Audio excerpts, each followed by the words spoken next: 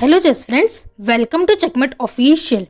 You know that they say the game becomes victorious when you snatch your opponent's queen in the start of your game. And trust me, LASKER trap is the perfect example of this sentence. You know some traps when it fail, you may get in the worst position. But LASKER trap is not like that. You will always stand in a strong position wherever you fail. And that's the beauty of this trap. I promise you, this trap will help you to win most of your chess games. Enjoy this.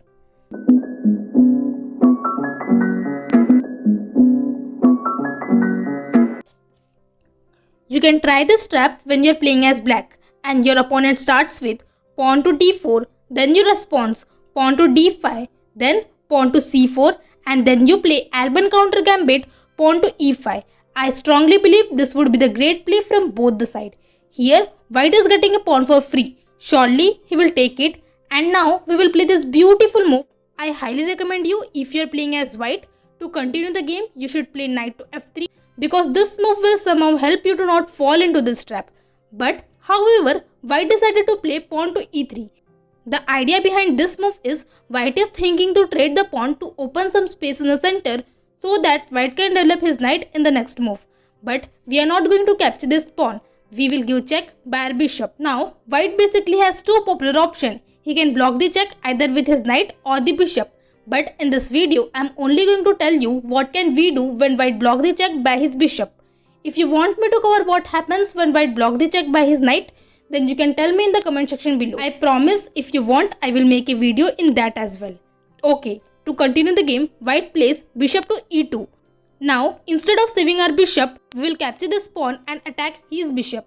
I am sure if your opponent haven't seen this trap before, he will think that you have made a blunder and he will take no time and capture your bishop.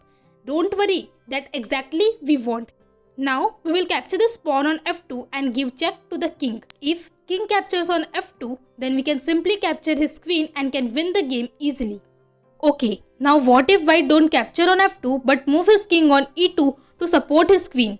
Now, we can capture this knight and promote to a knight. And that's the beauty of this trap. Under promoting a pawn not to a queen but to a knight. Here, white is in check. To avoid the check, he can either move or can capture. Let's see if he captures on g1. Then we can simply bring our bishop on g4, again winning the queen once the king moves. Okay, let's go back and see the another variation. But before moving further, if you're enjoying today's video, then please subscribe my channel, leave a comment and yes, give my video a like. Okay, here white decides not to capture this knight but move his king on e1 to continue the game.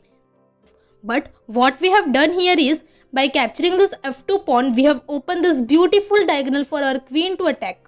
Now the most likely move for white is to play pawn to g3, blocking the check. Now we can play queen to e4, giving check. Here white can block the check by his bishop. Here we are not actually winning the queen but winning the rook. And this is also a huge advantage.